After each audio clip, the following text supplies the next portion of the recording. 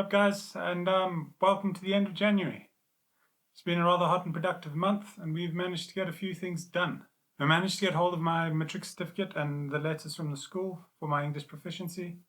I did realize in this video, I'll link it up here, I didn't exactly explain what those letters were particularly well.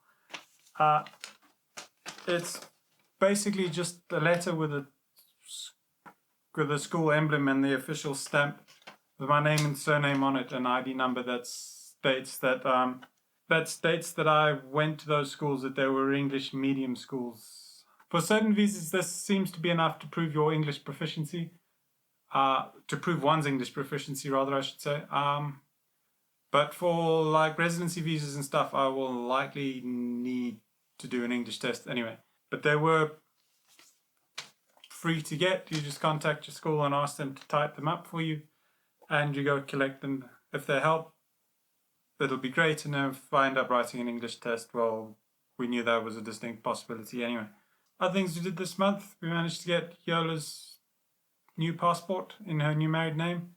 But in typical Woodhead fashion, we were running late on that day, so we didn't actually record any footage. Not that it would have been interesting, we just sat around in the bank waiting room until it was Yola's time to sign the piece of paper. That being said, I know at the time we were doing the passports, it was a like a test program run by Home Affairs in the banks, that they allow the banks to issue passports or do their applications for passports, and then you collect it from the bank. If you still need to do your passports, I'd definitely look into seeing if that was a possibility, because it could save you hours and hours of standing in lines at Home Affairs. And let's face it, none of us want to hang out at Home Affairs. Basically, you book for an appointment online, and they give you a day and the time slot that you can go to them, and then they'll let you fill in all the paperwork and deal with that for you. It saved us a lot of time. We got the passport within 2 weeks or so. It was pretty fast.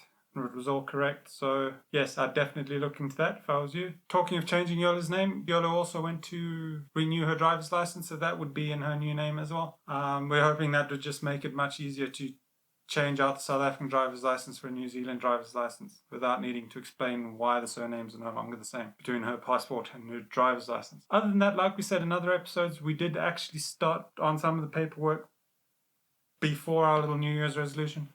Last year we did go through that company Bunny Hop to organise our unabridged birth and marriage certificates. We have heard from other people that have applied for theirs more or less at the same time we did. They're still waiting 5 or 6 months later. So if you don't have those documents, you will need them, and it's probably best to get that started as soon as possible. Because as we're beginning to realise quite quickly, this whole immigration process is going to be very stop, start. You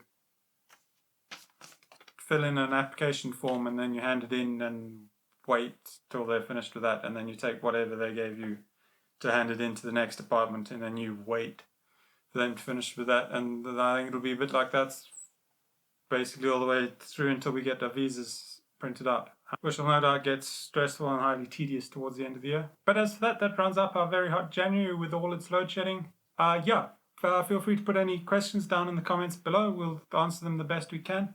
I'll put up a playlist either this side or this side, who knows at this point, with the videos of the rest of the stuff we've done this month, if you're interested in seeing that. Yeah, well, see you in the next episode.